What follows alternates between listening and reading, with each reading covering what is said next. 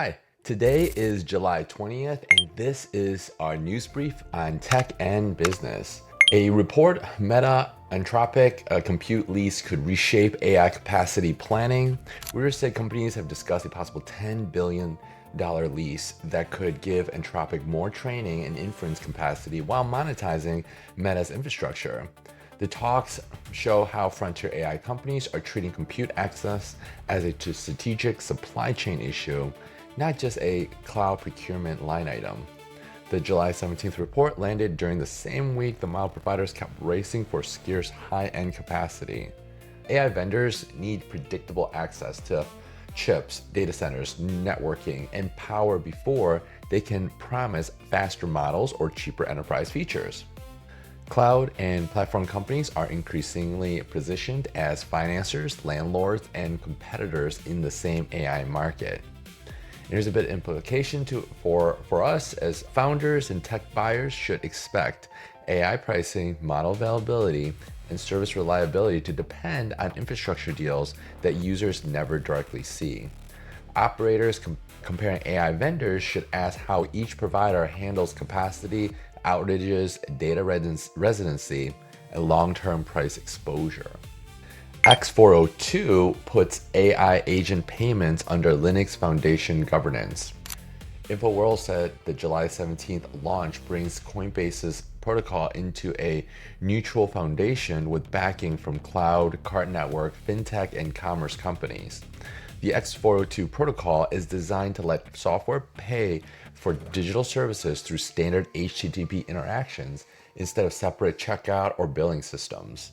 The Linux Foundation said 40 organizations have joined, including AWS, Google, Visa, MasterCard, Stripe, American Express, Cloudflare, Coinbase, Fiserv, Ripple, and Shopify.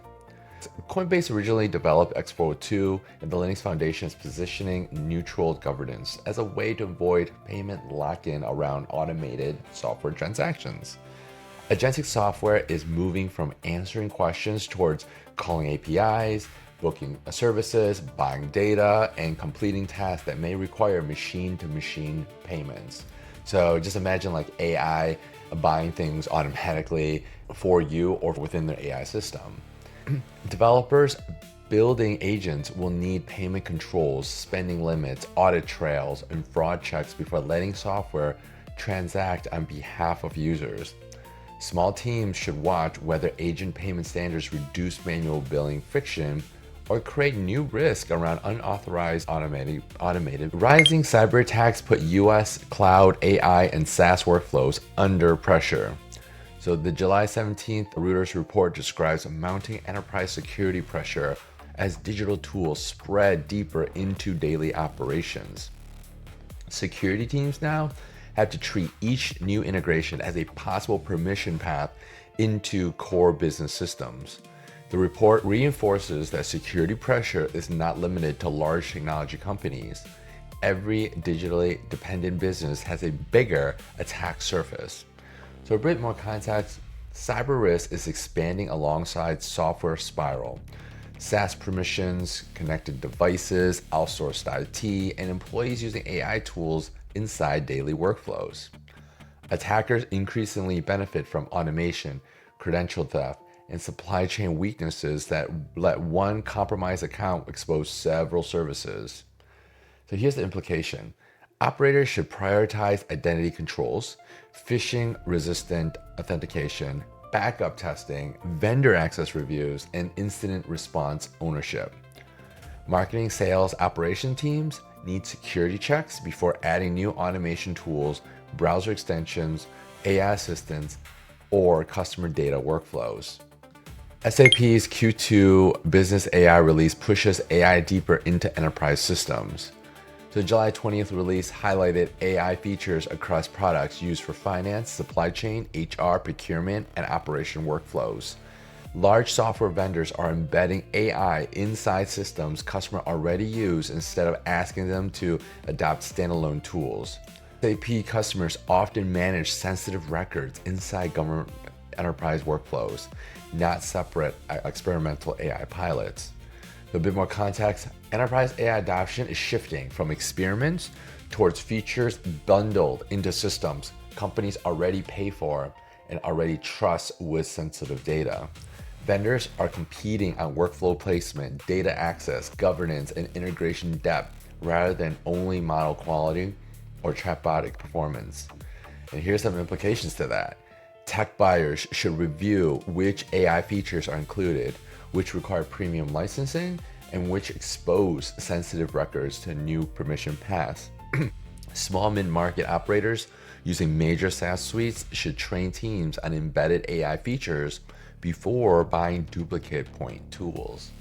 Yeah, more and more tools are getting overlapped. That's why, personally for me and our organization, we're building our own tool and housing in our own data warehouse. So that way it's a little more control, but yes, it's a lot more work from a security standpoint and an infrastructure standpoint. Tenable's code security launch links developer risk to exposure management. Security Brief Asia said the July 20th update connects application security with cloud identity, endpoint, vulnerability, and broader exposure data.